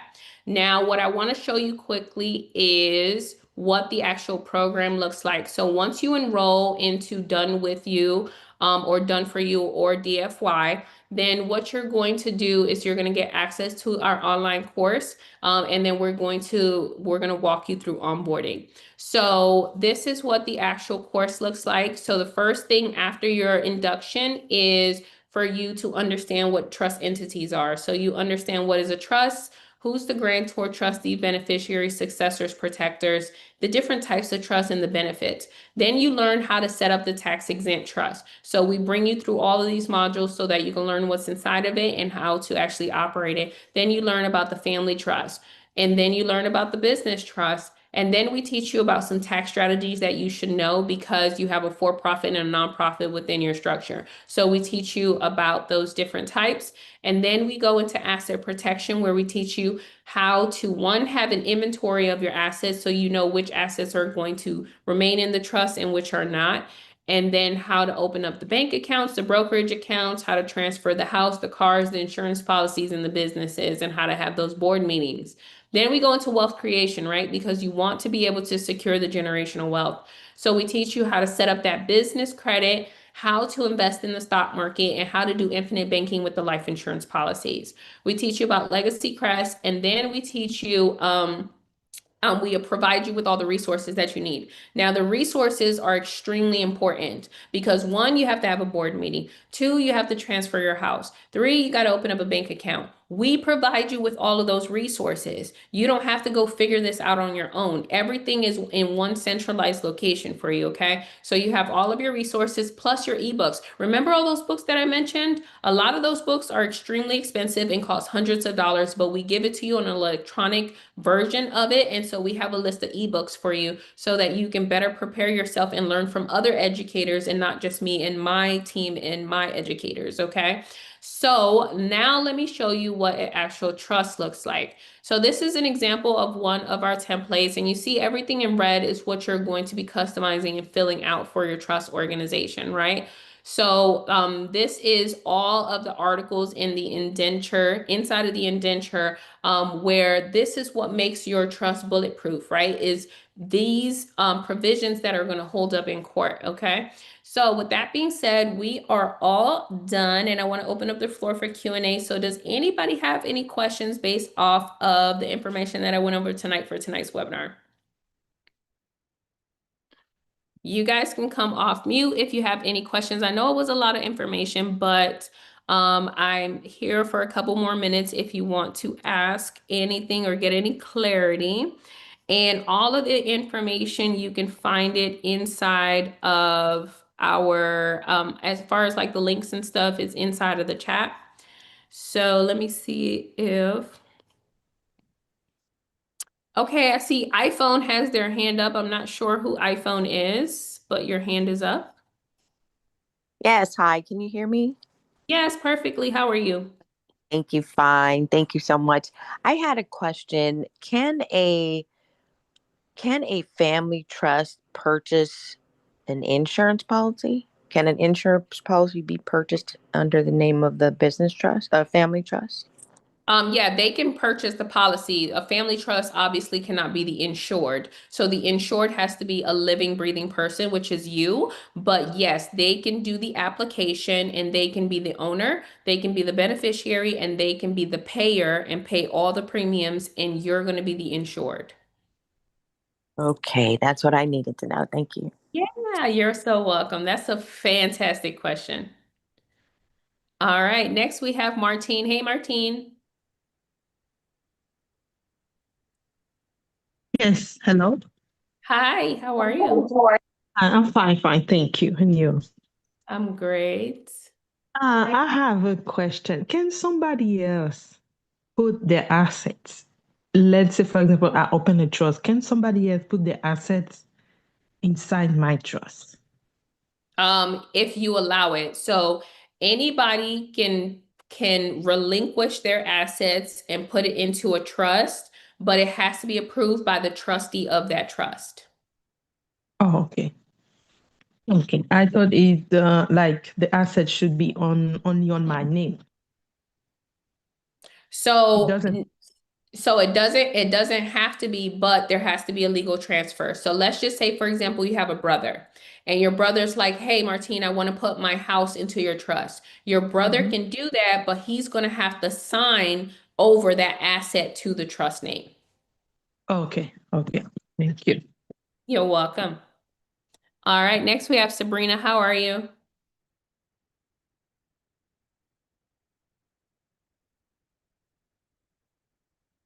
Sabrina, you're still on mute.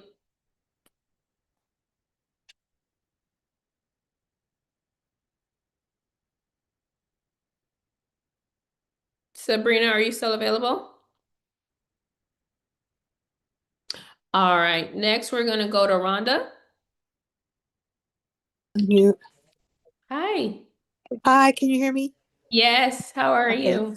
Hey, this is my second go around, so I'm ready. Yay, awesome. I'm so proud of you.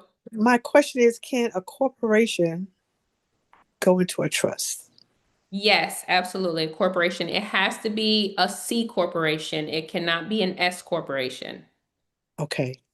Yes. Okay. Mm-hmm. All right, that's what I Absolutely. need to know.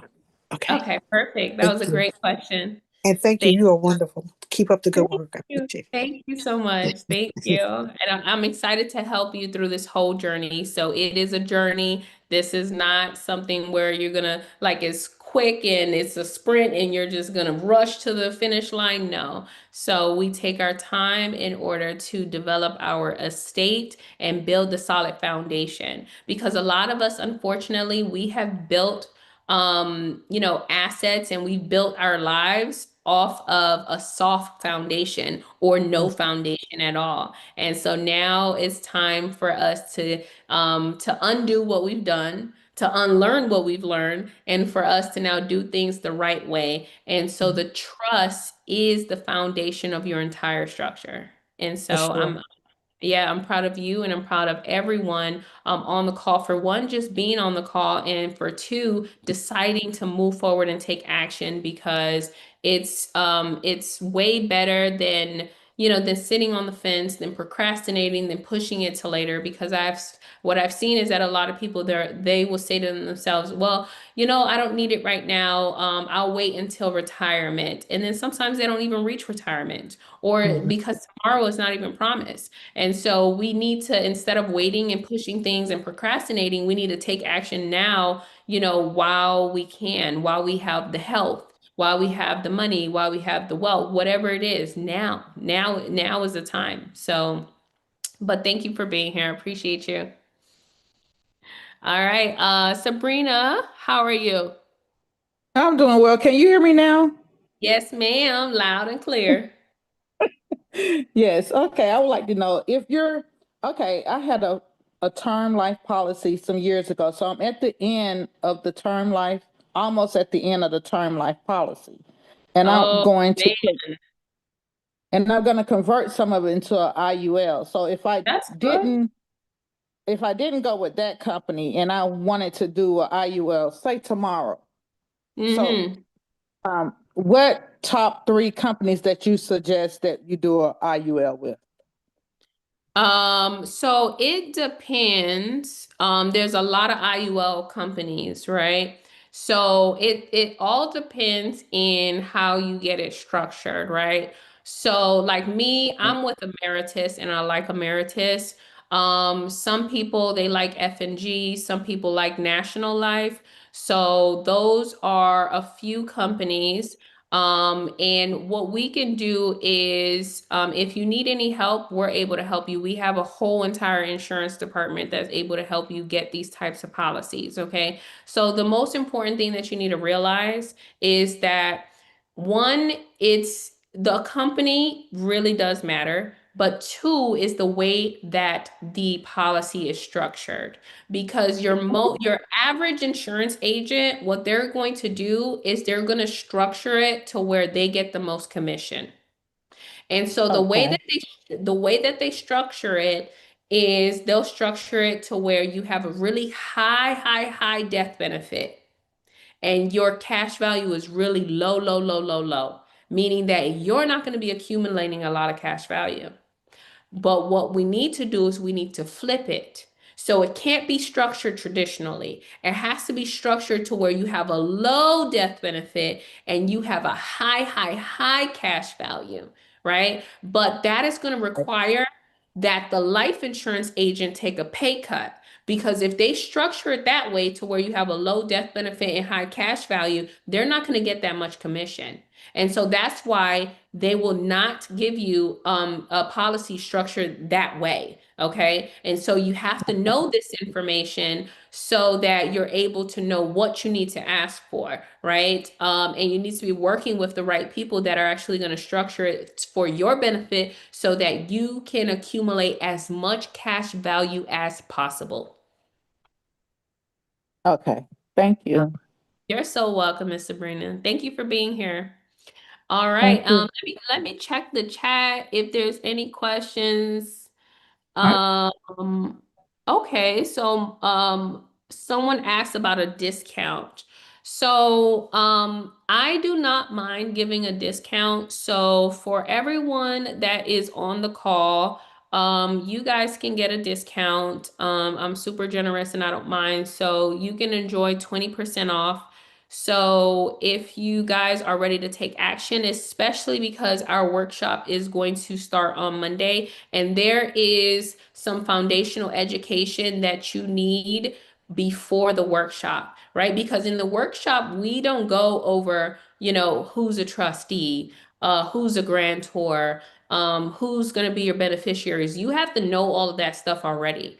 And so we onboard you with foundational education, which is 7 videos that you have to watch and you have to prepare for the workshop. The workshop starts on Monday and we hit the ground running, okay? Why? Because we want you to be able to set up your entire structure in 1 week, and we want to do it with you, okay? So if you guys want a discount, then you can enjoy 20% off, and the discount code is going to be TRUST20, okay? So you're going to put that at checkout. So the website is wealthytrusty.com, and discount code is TRUST20, and we'll slash off 20% of whatever program you decide, okay? Now, what you need to understand too is that if you decide to go forward with the payment plans, you do not get access to the program or the workshops until you're done with your payment plan, okay? So just keep that in mind as well.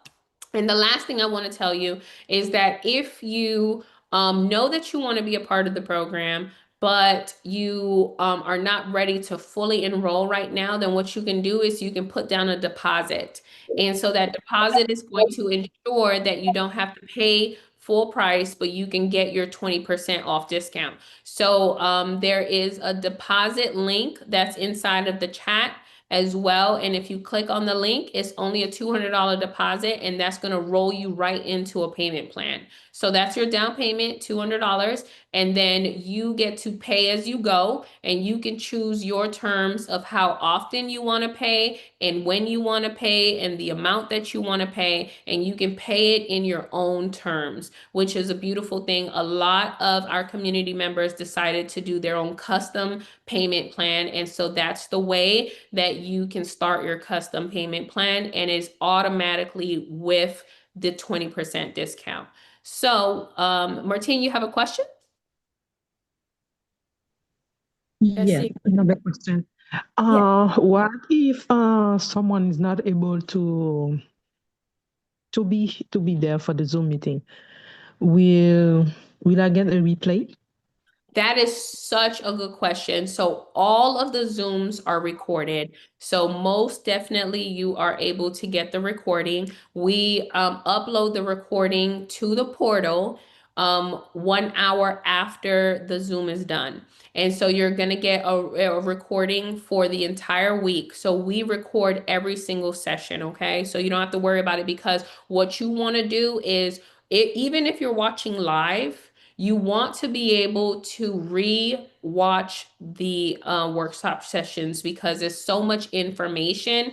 And if you watch it again, it's going to help you retain the information, because now you've heard it for a second time. And what we found is that with a lot of our community members is that it starts to connect the dots. And now you get more clarity because you heard it a second time, because you've gone through the workshop, but now you rewatched everything and you heard it a second time, and now you have clarity so that you're able to move forward and set up your trust. So, and then you also get access to every single workshop that we've ever done, but you get lifetime access to every single workshop we will ever do in the future. So that means that you don't only have to attend next week, you can attend in March, April, May, June, July, 2027, 2028, 2029, whenever you want. You have lifetime access, and we do that intentionally because we are building a community and we always want you to be here, okay? So it's not like one of those other programs where you're here for 6 months and then you're gone and you disappear. No, you're here for life. We're lifers. Okay, thank you. You're so welcome, Martine. Thank you for asking that good question. All right. Do I have any other final questions, comments, concerns? So if you guys are interested in tonight's replay, I know that I went over a lot of information tonight during the webinar. And if you want to rewatch it, or what you definitely want to do is send this to a family or friend, because they can benefit from the information that you learned tonight as well. It's definitely a mindset shift, and everyone needs to at least get some type of access to this information about trust. So what you can do is you can go ahead and click on that link for the replay. If you are not subscribed to our YouTube channel, go ahead and subscribe to our YouTube channel, like this video, because we definitely want to be able to give you more value. And let me see, somebody asked, so somebody asked, Does the trustee lose homestead exemption? So homestead exemption is on a case-by-case basis, and it depends on the county. And you don't lose homestead exemption. What you can do is you can apply to keep your homestead exemption, okay? So you would just let them know that you transfer the property into the trust, but it's still your primary residence. So homestead exemption is only if that property is your primary residence, okay? So as long as you're able to prove that yes, it is, then your homestead exemption is going to remain intact, okay? So with that being said, what I want to tell you guys is, wait, somebody asked, how much is the age factor when starting a trust? So you have to be at least 18 years or older in order to be either a grantor, trustee, a successor, or a protector. The beneficiaries can be under 18, so they just have to be born. Because the beneficiaries don't operate the trust, the trustee operates the trust, okay?